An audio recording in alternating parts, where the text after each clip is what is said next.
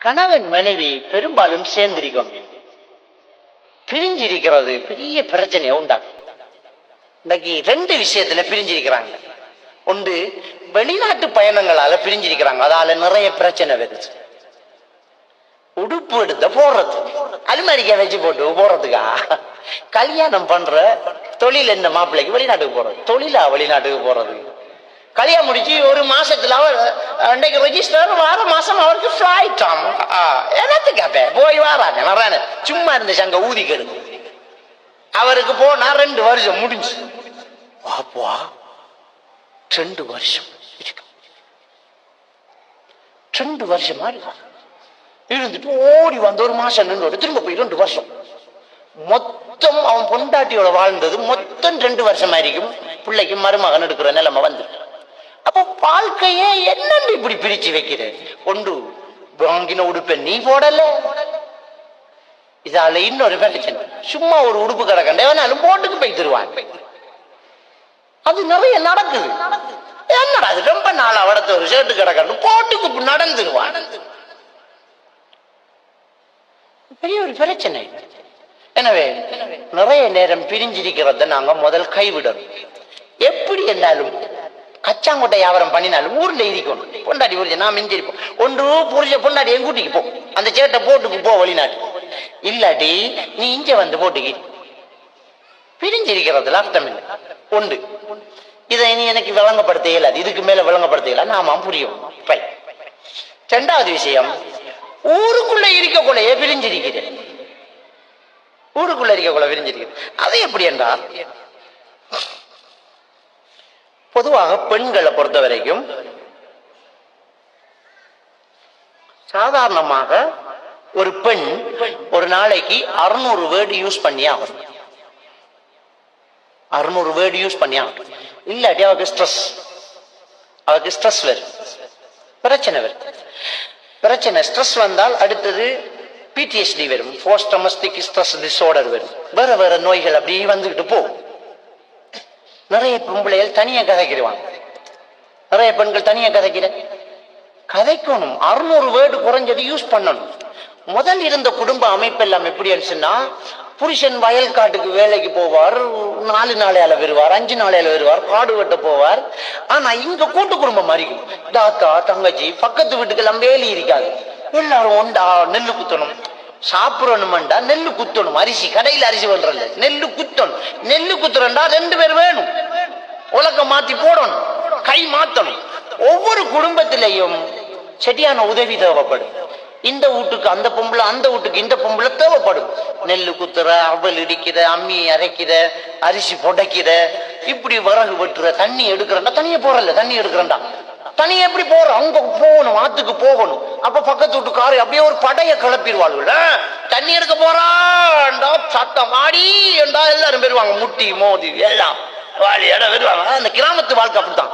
தண்ணி எடுக்க போறோன்றவா, பொறி என்றா, இன்னொருத்த வாரேன்றா, காட்ட கடலு பாத்திமான்றா, அப்ப வருவா. அப்படி பாட்டா அப்படியே கொமர் செட்டோண்டா அப்படி சேர்ந்துரும்.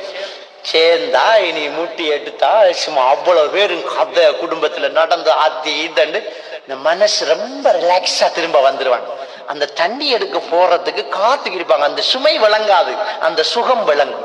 எல்லாரும் ஒன்று போடுறது, கதைக்கிறது, ஒரு பெரிய சுகம்.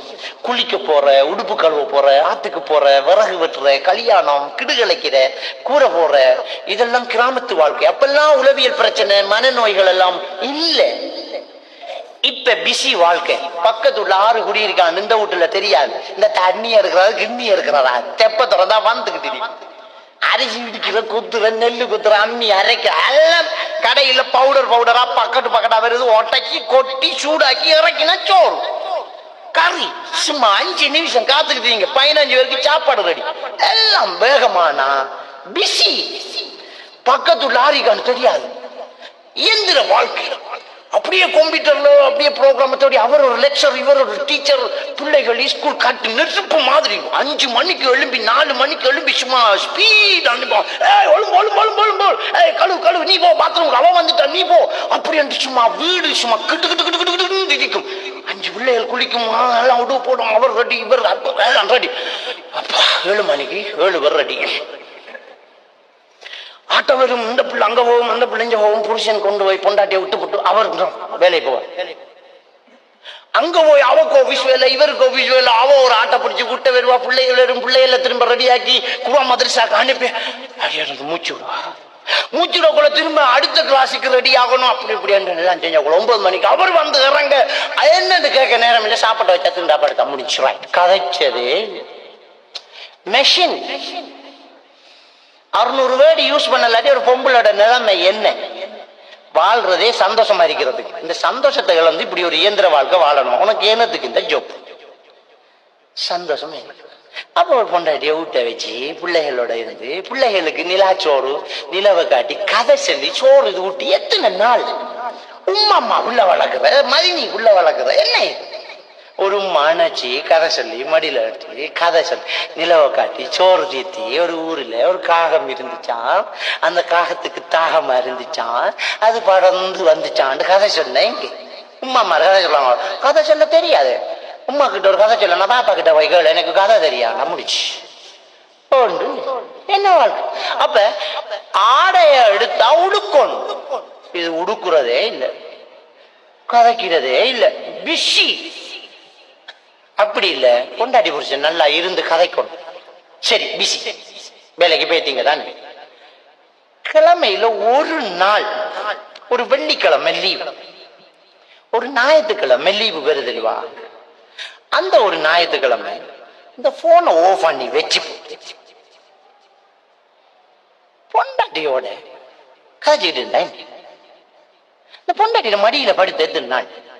ரசூலுல்லாஹி ஸல்லல்லாஹு அலைஹி வஸல்லம் அவங்க சொல்றாங்க, ஆயிஷா நாயகி சொல்றாங்க, நபி என்ற மடியில படுத்துக்கிட்டு குர்ஆன் ஓதுவாங்க, நான் மாதவிலக்குள்ள பெண்ணாக இருப்பேன் என்று ரசூலுல்லாஹி ஆயிஷா நாயகி சொல்றாங்களே.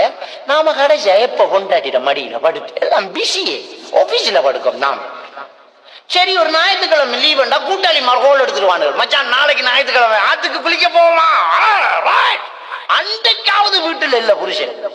அவளும் அன்றைக்கு பரவாயில்ல, அன்றைக்கு ரெடியா மாப்பிள்ளைய கூட்டிக்கிட்டு உமா வீட்டுக்கு போவோம் சும்மா ரெடி ஆகல சொல்லுவார். இங்க பார், நாளைக்கு நான் ஆத்துக்கு குளிக்க போறேன், நீ வரதா?